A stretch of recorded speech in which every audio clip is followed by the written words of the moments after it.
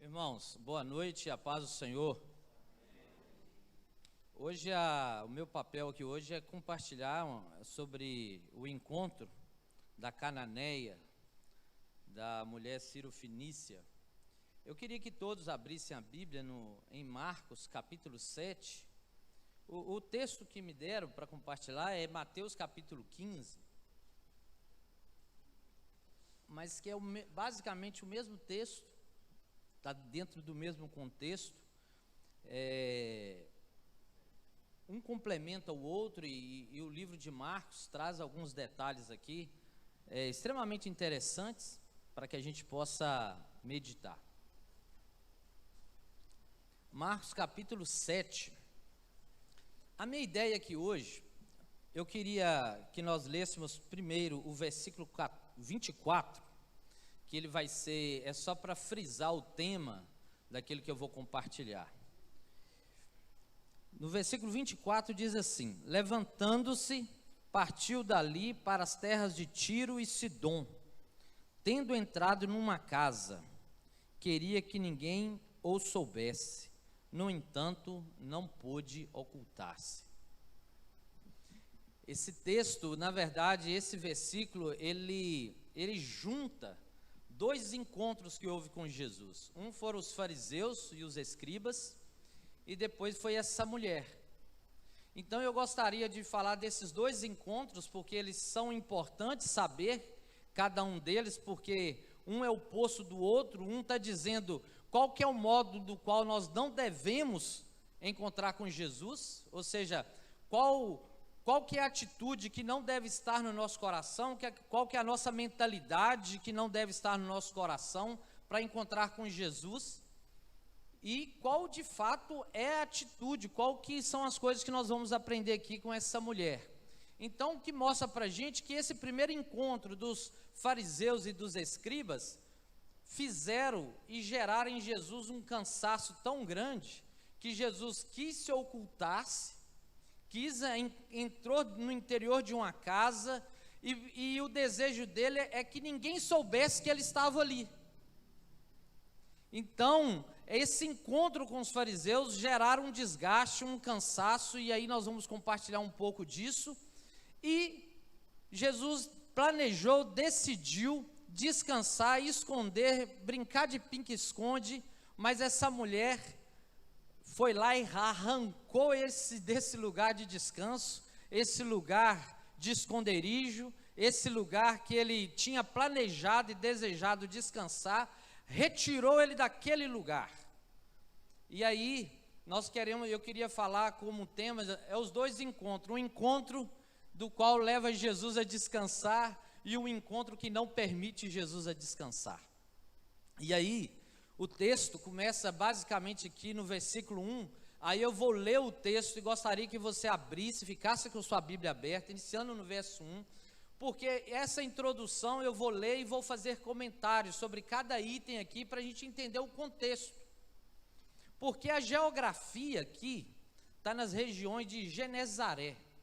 Genezaré já está basicamente 180 quilômetros de Jerusalém. Jesus tinha tido em Jerusalém, as coisas não foram boas, eles não recepcionaram Jesus bem em Jerusalém, não recepcionou Jesus bem no templo, não recepcionou Jesus bem na sinagoga. Então Jesus começa a andar, e começa a ir na direção do norte, do mar da Galileia, que é o mar de Tiberíades, é um local distante, na direção de Ciro e de Tiro e de Sidom, que é um lugar grego, que é o lugar da Fenícia. Jesus estava indo nessa direção, e o interessante é que à medida que ele andava nessa direção, os fariseus e os escribas iam atrás dele. Era uma caminhada longa, porque até aqui esse episódio já tinha 180 quilômetros andando a pé. E os caras não largavam do pé dele, foram atrás dele, insistindo, empurrando para que ele se saísse fora das terras de Jerusalém. E aí, a gente não consegue imaginar a ladainha que foi esses 180 quilômetros. E aí chega nessa região que é Genezaré, onde Jesus cura muitas pessoas. Aí Jesus tem mais uma conversa com eles e Jesus resolve ir para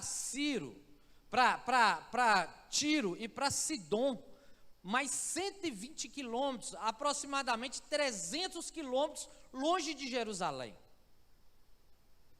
E aí, por que nós precisamos olhar para esse cenário?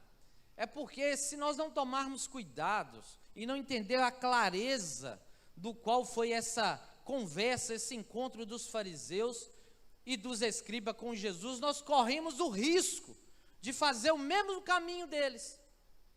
Aqui, na verdade, se cumpre João, capítulo 1, versículo 11, que diz assim: ele veio para o que era seu, que eram os judeus, que eram o povo da descendência de Abraão, o povo que vivia em Jerusalém, o povo que tinha a Torá, que tinha as escrituras. É para esse povo que Jesus vem, que tem uma agenda, mas esse povo não o recebe. E aí, mas todos os quantos o recebe, e aí essa mulher grega, cananeia, Ciro-fenícia, essa mulher não segue essa linha, não segue essa tradição, não segue essa herança, mas essa mulher recebe Jesus. E todos os quantos receberam, Deus lhe o poder de serem feitos filhos de Deus. Então esse texto mostra exatamente daqueles que não receberam e daquele que de fato que receberam. E aí quando nós vamos lendo o texto, diz assim: ora, reuniram-se a Jesus os fariseus e alguns escribas, vindo de Jerusalém. Ou seja, eles já estavam 180 quilômetros. Possivelmente os fariseus tinham carruagem, tinha mula, tinha cavalo, mas Jesus ia a pé. Mas aí já eram 180 quilômetros aqui. E aí eles estavam andando, vendo que alguns dos discípulos dele comiam pão com as mãos impuras, isto é, por lavar. Então eles iam com um propósito muito claro. Os fariseus, eles eram as pessoas que diziam que eles estavam sentados na cadeira de Moisés, no capítulo 23 de Mateus. É eles que tinham conhecimento das escrituras. Eles que eram as pessoas bem vistas por Jerusalém, porque eram pessoas moralmente corretas. Eram pessoas que tinham práticas religiosas e espirituais que eram referências de exemplos. Que eles oravam, eles jejuavam, eles davam o dízimo. Mas Jesus, no capítulo 23 de Mateus, diz que eram pessoas que nós poderíamos até ouvi-las, mas não eram pessoas para a gente segui-las. Porque eles não, aquilo que eles demonstravam, aquilo que eles falavam, aquilo que eles viviam, era mais ou menos um teatro, era uma hipocrisia, era um cenário, aquilo de fato era um palco que eles utilizavam. E eles gostavam de mostrar performance. E aí Jesus disse que eles iam em tantos detalhes que eles acabavam coando o mosquito e engoliam o camelo. Eles queriam ir nos detalhes. E eles também não só faziam isso, mas eles colocavam um jugo sobre as costas de muitas pessoas sensibilizadas, à margem da sociedade, colocavam um fardo na cabeça deles que eles mesmos não carregavam. E aí Jesus trata eles com uma certa veemência, chama eles de cães. Chamar alguém de cães hoje é até quase um elogio, porque cão virou pet agora, né? Então chamar alguém, fica um negócio até gostoso, fofinho, bonitinho. Mas judeu não gostava de cães. A não ser se você assistiu The Chosen, Mateus tinha um pastor belga. Mas cães não era um animal legal para os judeus não gostavam disso. Então era ofensa chamar eles de cães, de porcos. E aí, Jesus tratava eles exatamente com essa veemência, e agora eles estão com todo esse espírito, com toda essa pauta, com toda essa agenda, andando atrás de Jesus, e aí eles começam a ver os discípulos de Jesus com uma liberdade enorme. Eles riem, eles brincam, eles caminham, eles comem, eles não comem, eles enfiam a mão no prato e colocam na boca, e pega na boca e coloca na boca do outro, e aquela liberdade, aquela alegria.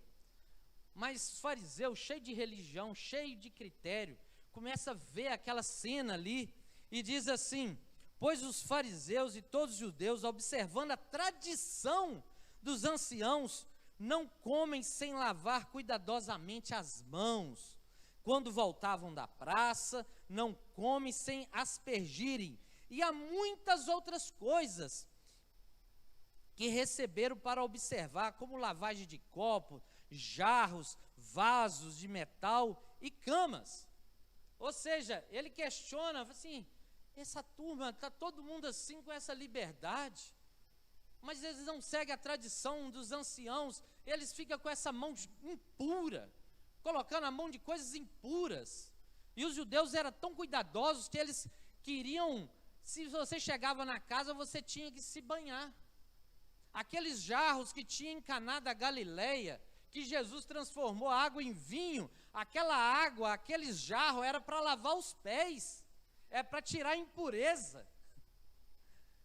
E aí, não só isso, tinha camas, dependendo de quem dormia na cama, dependia da situação do sujeito, tinha que lavar a cama. E aí, eles não só ficaram observando, fazendo juízo, porque eles não andavam conforme a tradição, conforme o costume, conforme os hábitos daquela religião. E aí eles dizem assim: interpelaram-nos os fariseus e escribas. E aí vira para Jesus e fala assim: por que não andam os teus discípulos de conformidade com a tradição dos anciãos? Não comem com as mãos, mas comem com as mãos por lavar? Eles não só ficaram fazendo juízo, fazendo as comparações, mas aí eles não aguentaram, como qualquer religioso, tem que jogar na cara.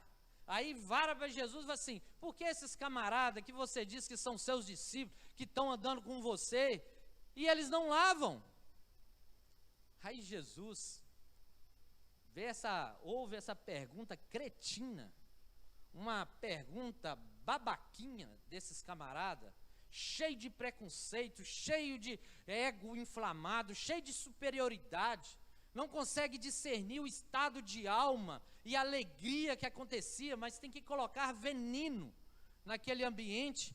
Aí Jesus olha para eles, dá uma resposta divina e não responde a pergunta. Aí Jesus cospe Isaías 29 na cara deles e fala assim: bem profetizou Isaías a vosso respeito, hipócritas. Como está escrito, vocês não conseguem ver que Isaías, que vocês andam debaixo do braço com pergaminho, está falando a seus respeitos. E vocês ficam com essa cara, com essa hipocrisia, com essa imagem. Vocês não conseguem discernir o que está debaixo do braço? Olha, vocês ficam cheios dessas confissões, cheios dessa falácia, mas isso que sai da boca de vocês, isso não corresponde ao interior de vocês. Vocês conseguem me honrar com lábios, conseguem dizer que eu sou Deus poderoso, que eu sou aquilo, que eu sou isso, que eu sou Deus santo, mas aquilo não corresponde à sua própria vida. Quando olha para dentro do coração de vocês, não carrega essa verdade que vocês confessam. E aí, Jesus diz assim: porque em vão me adoram, ensinando doutrina que são preceitos de homens.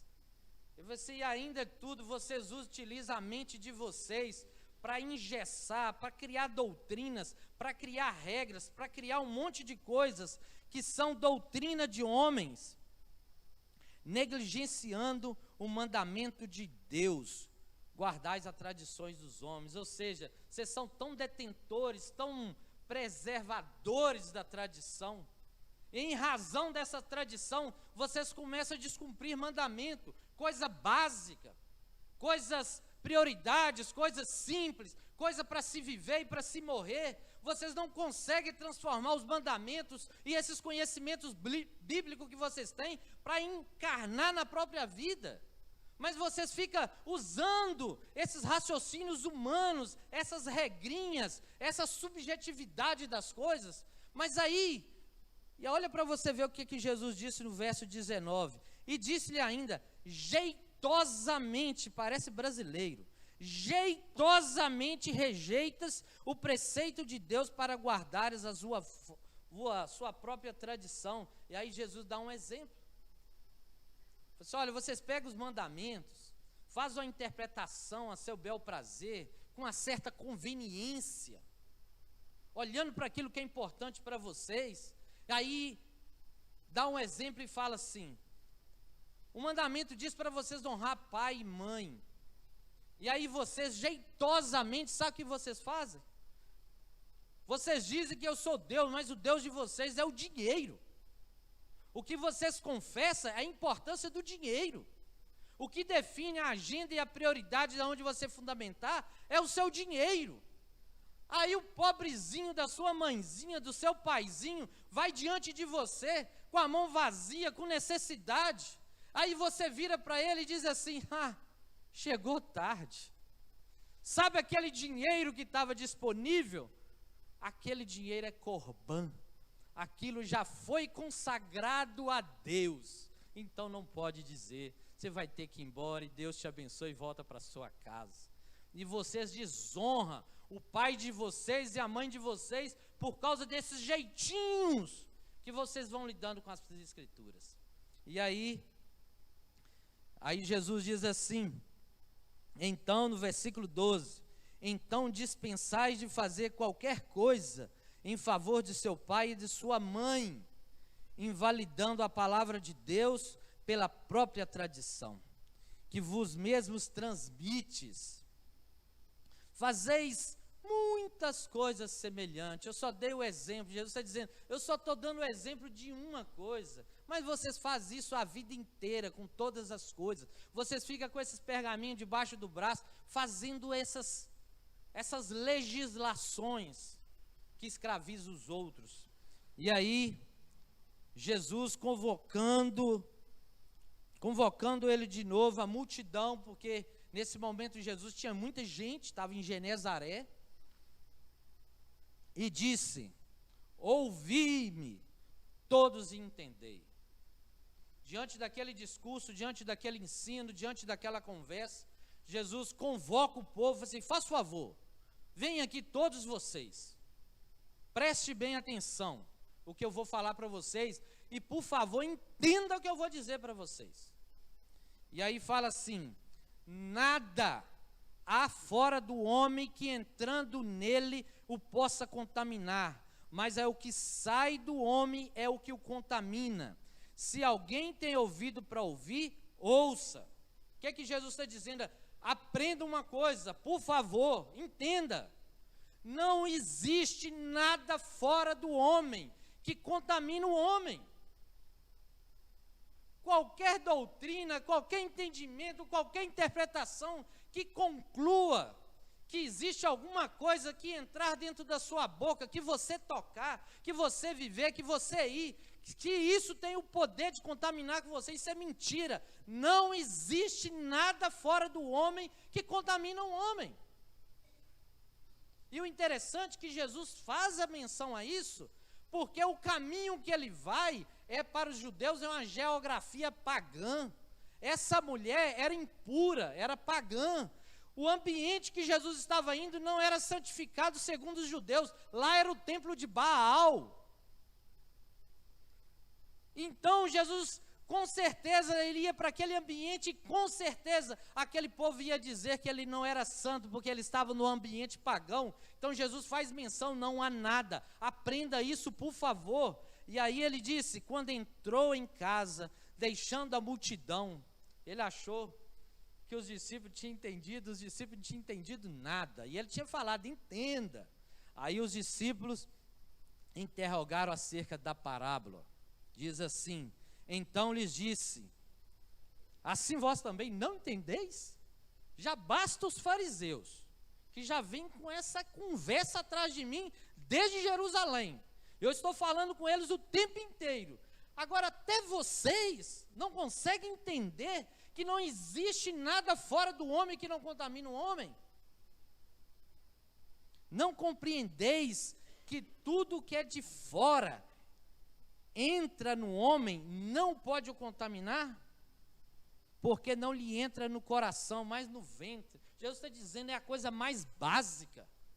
Vocês não conseguem entender isso? Isso é básico. Entrou para a boca, vai passar para o ventre e vai sair para o outro lugar. Se fizer mal, vai voltar, mas não vai entrar no coração.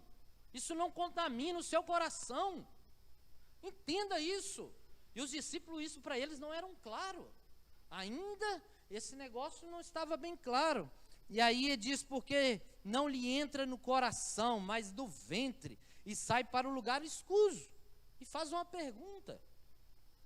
E assim considerou, olha que ouça a igreja que Jesus diz, e considerou ele puros todos os alimentos. Encerrou o assunto. Todos os alimentos são puros. A gente parece que isso é uma coisa óbvia e fácil, mas não é. Isso não foi óbvio antes de Jesus. Na época de Jesus, as cartas de Paulo, todas elas, é combater a esse ensino, todas as cartas de Paulo, sem exceção de nenhuma. Nem os próprios discípulos, Pedro, lá no livro de Atos dos Apóstolos, ele tinha bloqueios enormes ainda com esse negócio, desce o lençol, uma visão, todos os animais, aí Jesus fala, mata e come. Ele falou assim, não vou colocar coisa impura na minha boca. Aí Jesus não considera impuro o que Deus santificou.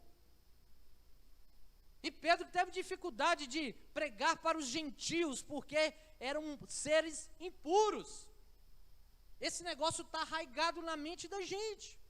A religião tenta nos ensinar que existem algumas coisas fora de nós que têm o poder de nos contaminar. E aí nós vamos criando essas doutrinas, esses preceitos. Vamos dar um pulinho lá no livro de Colossenses, capítulo 2. O que Paulo fala disso com a liberdade que a gente até assusta quando a gente vê para esse contexto. Colossenses capítulo 2. Vocês acham que é um negócio simples? Paulo gastou, foi muitas cartas para falar disso, daquilo que era óbvio. Mas para uma mente religiosa, marcada por impureza e pureza, isso não é fácil de entender. Aí Paulo, no capítulo 2, no versículo 16, diz assim, ninguém, pois, vos julgue por causa de comida e bebida, ou de festa, ou lua nova, ou sábados, porque tudo isso tem sido sombra das coisas que havia de vir, porém o corpo é de Cristo. Ninguém se faça árbitro contra vós outros, por favor, ninguém se senta em juízo, pretextando humildade, culto dos anjos, baseado em visões, enfatuado, sem motivo algum, na sua mente carnal. Interessante que ele fala que é uma mente carnal, e não considera Cristo, não retém a cabeça, no qual todo o corpo suprido e bem vinculado por suas juntas e ligamentos cresce o crescimento que procede de Deus.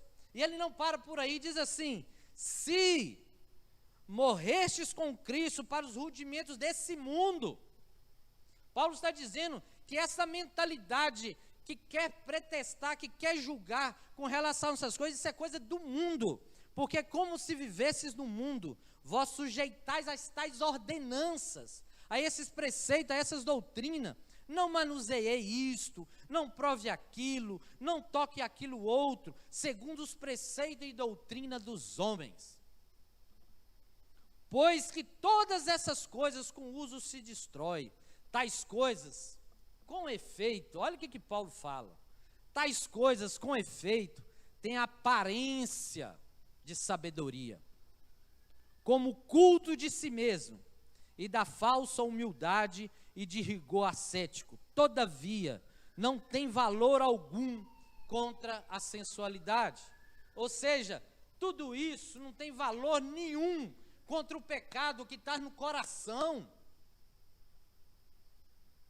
essas coisas, não manuseie, não come, não bebe. Quando vocês ficarem nisso, isso não alcança o coração de vocês. Pode ter até aparência de santidade, aparência bacana, pode ter até uma carranca de santidade, mas isso não tem valor nenhum contra isso. E aí, vamos voltar em Mateus 7, Marcos 7, desculpa. E aí, no versículo 21, versículo 20 dizia: o que sai do homem, isso é o que o contamina. É porque de dentro do coração dos homens é que procedem os maus desígnios, a prostituição, os furtos, os homicídios, os adultérios, a avareza, a malícia, o dolo, a lascívia, a inveja, a blasfêmia, a soberba, a loucura. Todos estes males vêm de dentro e contaminam o homem. Está aí dentro, brota daí de dentro. É daí de dentro que brota. Dá uma canseira, não dá? Imagina Jesus conversando com essa turma. Você já imaginou? 180 quilômetros andando, e essa é a pauta que os caras trazem para conversar. Coisas óbvias, coisas básicas.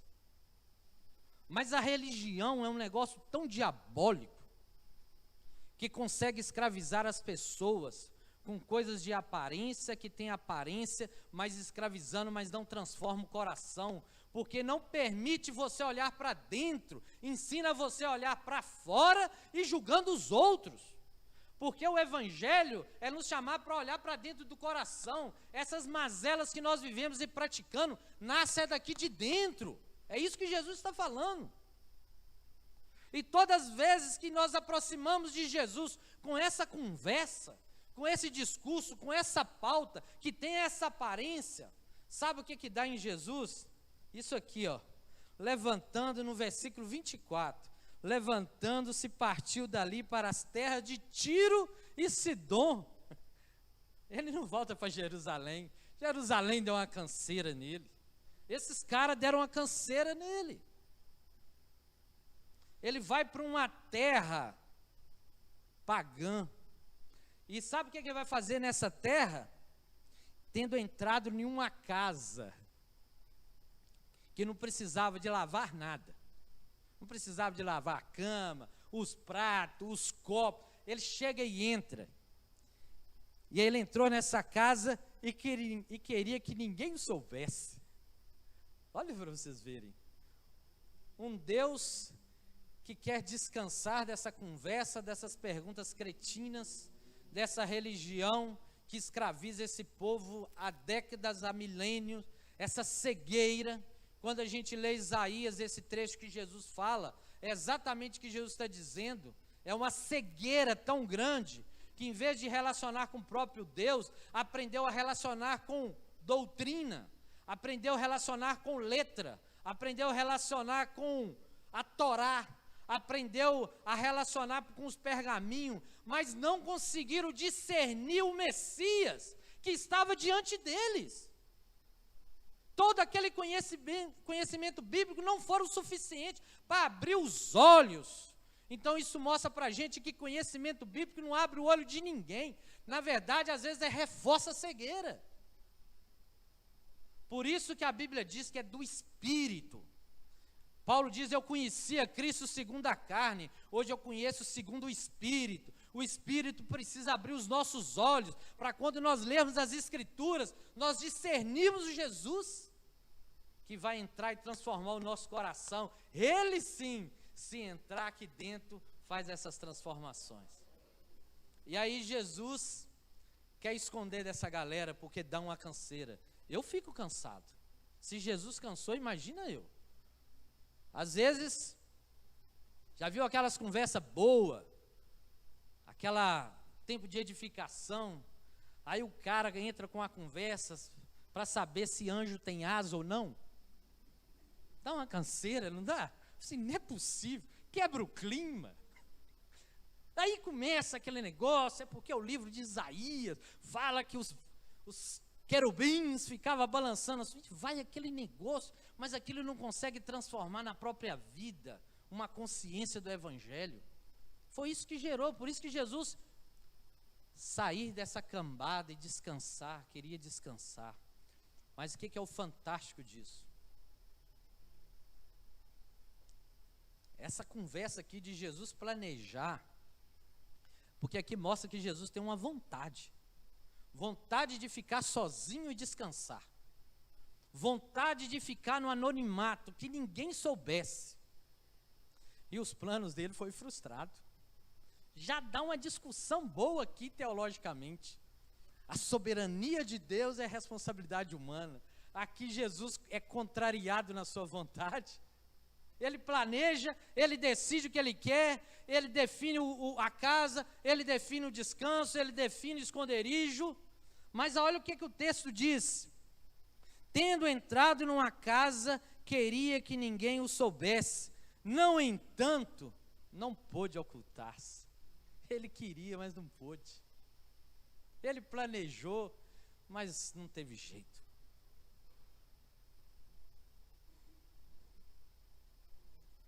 E aí, nós precisamos aprender com essa mulher, como que você tira Jesus do quarto, tira ele do anonimato, porque talvez a vida nossa, nós vivemos como se Jesus estivesse escondendo da gente. As nossas orações não são respondidas, parece que estão distantes, parece que Jesus está sozinho no quarto, parece que ele não está nos ouvindo, parece que ele está correndo da gente, parece que ele não quer encarar a gente no olho. Mas essa mulher ensina para a gente como é que a gente tira ele de lá. Ele planejou, mas no entanto, ele não pôde ocultar-se. Por quê, gente? Isso que é a pergunta. O texto diz assim, porque uma mulher, eu acho fantástica essa palavra, ele não pôde ocultar por causa de uma mulher. Não sei vocês, mas eu acho que as mulheres são mais interessantes nos evangelhos. Não é? Parece que Milton Nascimento sabia quando fez aquela música Maria, Maria. Garra. Porque quando a gente abre os evangelhos, as mulheres são interessantes. Já começa a Maria dizendo assim, Senhor, eis aqui tua serva. Essa loucura da sua vontade, pode cumprir isso em mim. Aí vem Isabel com aquele barrigão. Uai, que alegria de estar diante, de poder cumprimentar a mãe do meu Senhor. E o feto reagindo dentro, porque está diante da presença de Jesus. Jesus, um feto. Aí vem aquela mulher que joga, solta os cabelos, aquela mulher que unge Jesus, e Jesus fala, vai acontecer todas as gerações, ninguém mais vai esquecer dessa mulher, todas as gerações vão ouvir dessa mulher. Aí nós temos a Maria, que escolheu a melhor parte. Essa Maria conseguiu sensibilizar Jesus quando Lázaro morreu, e fala assim, Senhor, se o Senhor tivesse aqui, ele não teria morrido. E diz a Bíblia que Jesus chorou com aquela fala. Né? Essas mulheres Madalena, Magdala, mulher do farol, isso que significa Madalena, Magdala. Essa mulher que, fora as mulheres que serviram Jesus com seus bens, sustentaram o ministério de Jesus com seu dinheirinho, com suas posses. E no dia da ressurreição lá não tem homens, tem mulheres diante do sepulcro. E aí pega e lava e abraça. Jesus não pôde ocultar por causa de uma mulher. Essa mulher guerreira, sabia? Essa mulher corajosa, mulher que gosta de ser mulher, mulher que desafia tudo. Jesus não pôde ocultar por causa dessa mulher que arranca ele como se fosse com força de dentro dessa sala, de dentro desse quarto, porque ele não pôde ocultar por causa de uma mulher. E não era só uma mulher, era uma mulher mãe. Vocês conseguem perceber a sensibilidade do negócio? A mulher largou sua filhinha em casa, possessa de um demônio, que escravizava essa menina, e essa mulher sofria.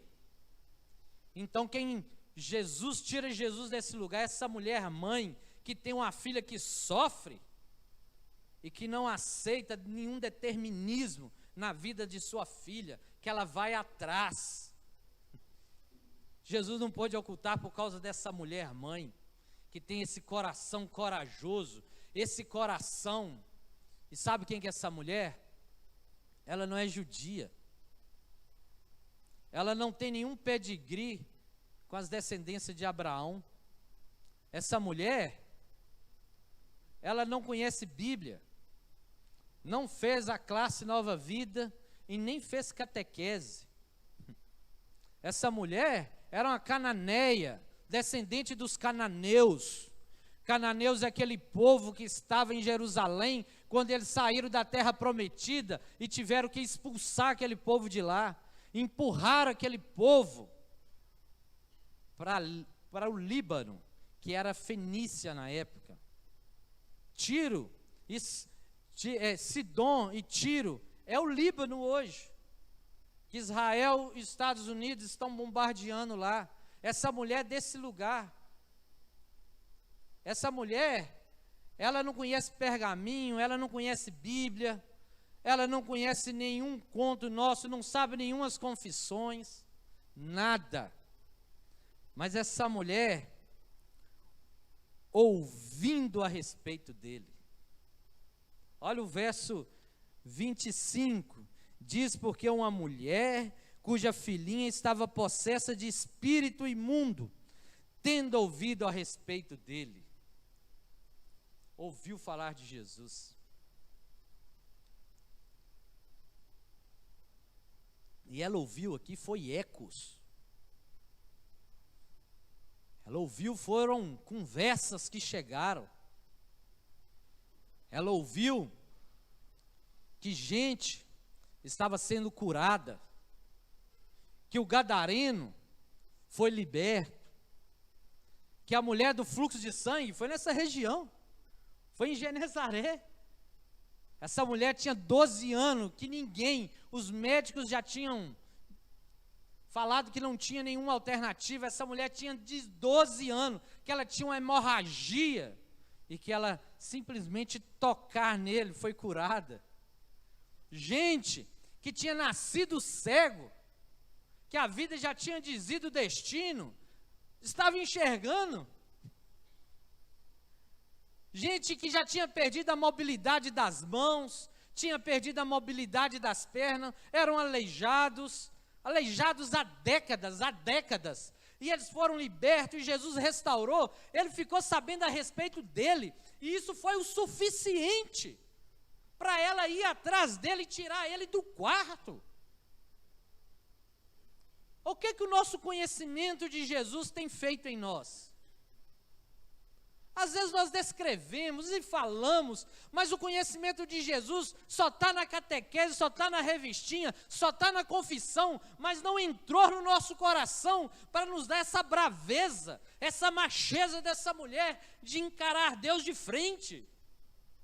Ela ouviu a respeito dele, não foi uma conversa da caronchinha, não foi uma conversa qualquer, ela ouviu que esse Messias é poderoso. Ele está arrastando e restaurando vidas. Isso foi o suficiente. Então se é assim, eu vou levar a minha filhinha diante dele. Minha filha, que o demônio imundo tem matado ela, tem sacrificado ela, tem feito ela sofrer. É esse, eu vou atrás dele, aonde ele estiver. Ele pode estar no descanso dele, eu tiro ele de lá. Esse que é o conhecimento a respeito dele, isso que a Bíblia chama de fé, a fé que vem pelo ouvir, que gera essa convicção de coisas e de fatos que não se veem.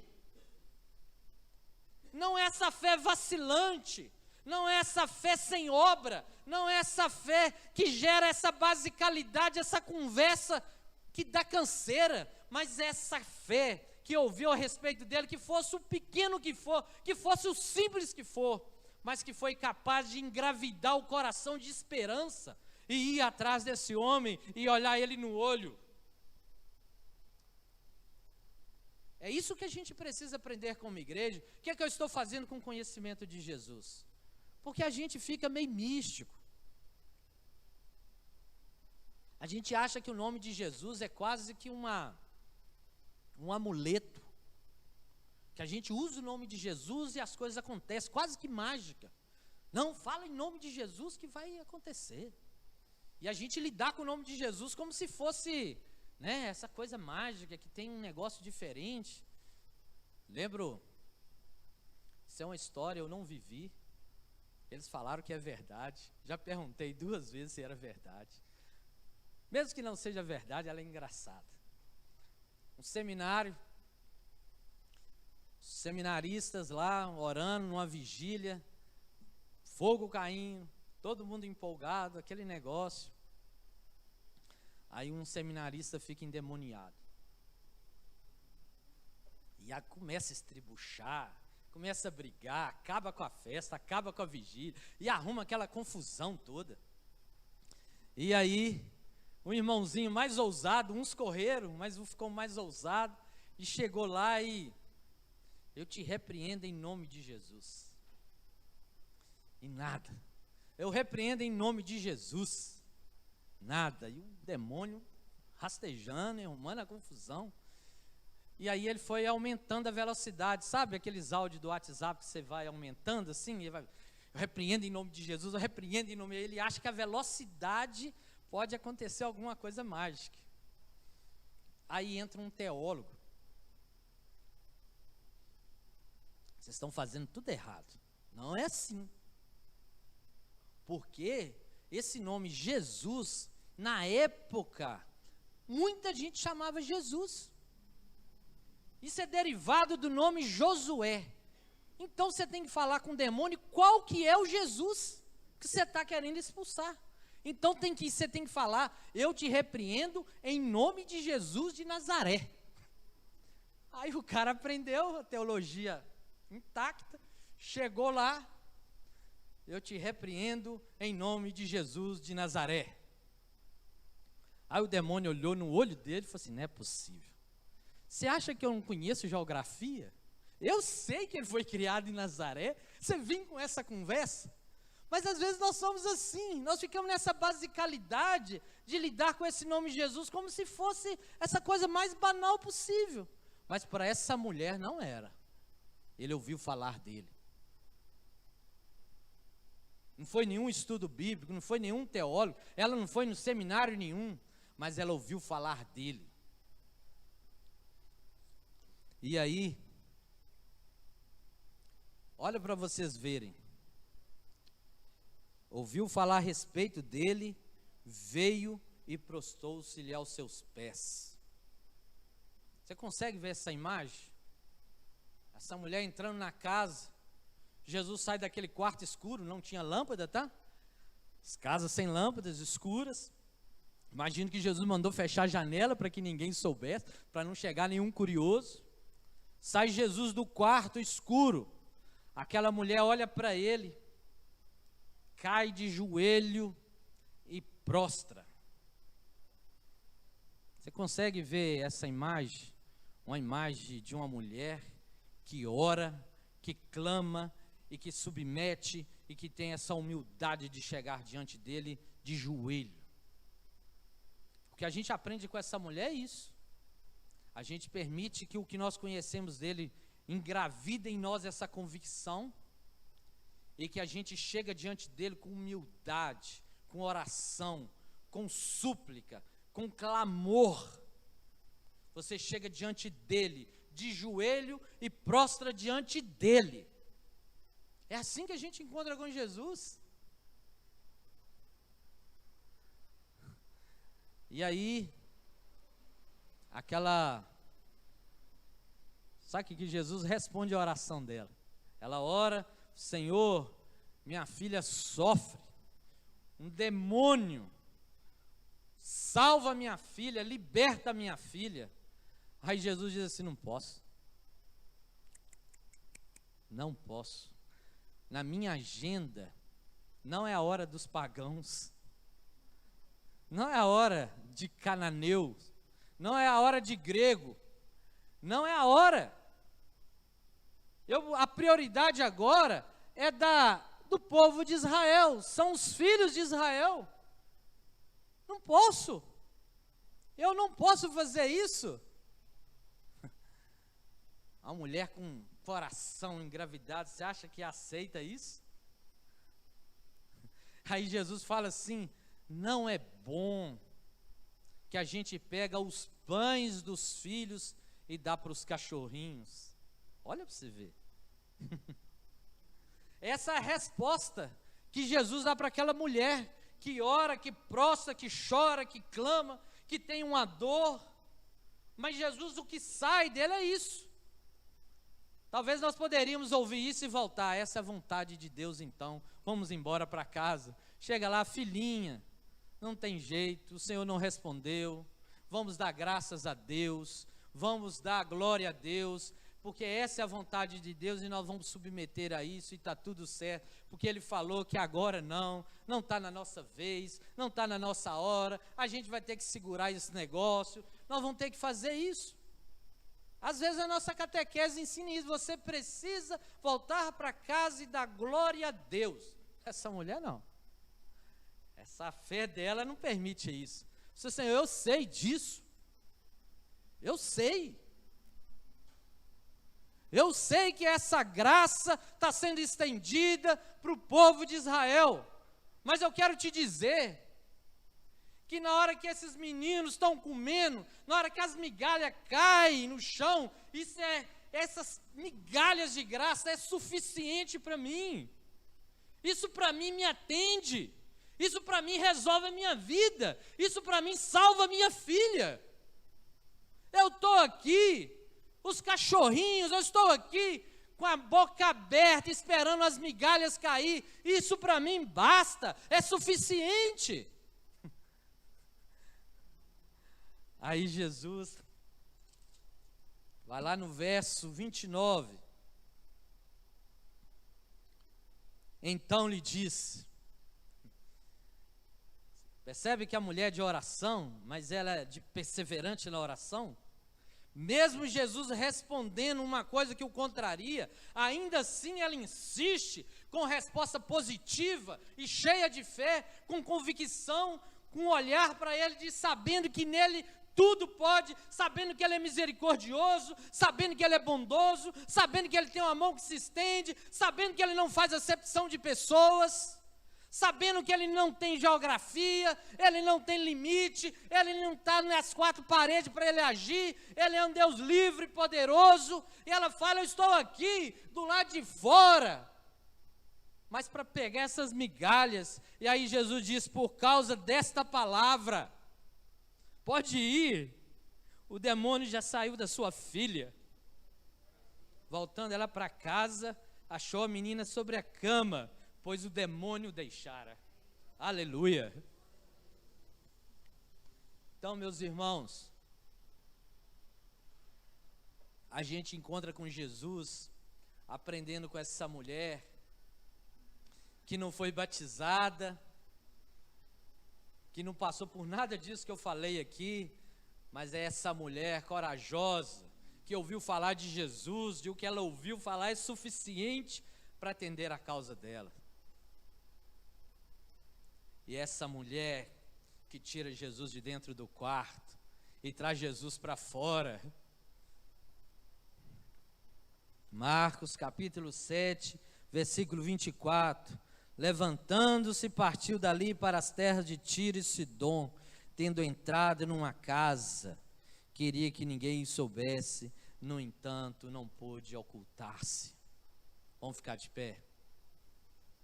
Queria que você fechasse os teus olhos, queria que a equipe de louvor viesse aqui.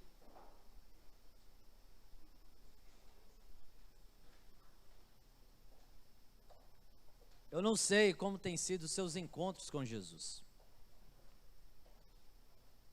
mas nós podemos sair daqui hoje com a clareza.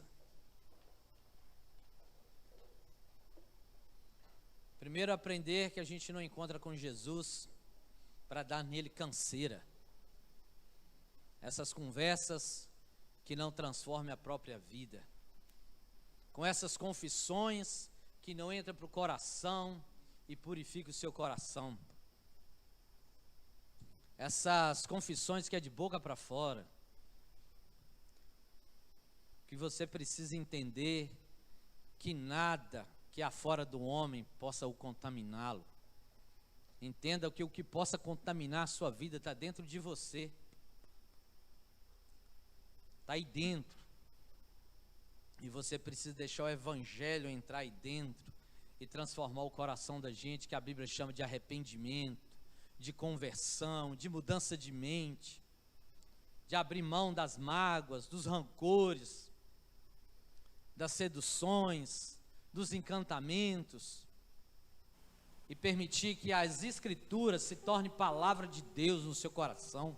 Para de lidar com ela como se fosse um livro de mecânica, onde você faz uma colcha de retalho e define alguns preceitos, que pode ter aparência, mas nenhum poder para transformar o seu coração.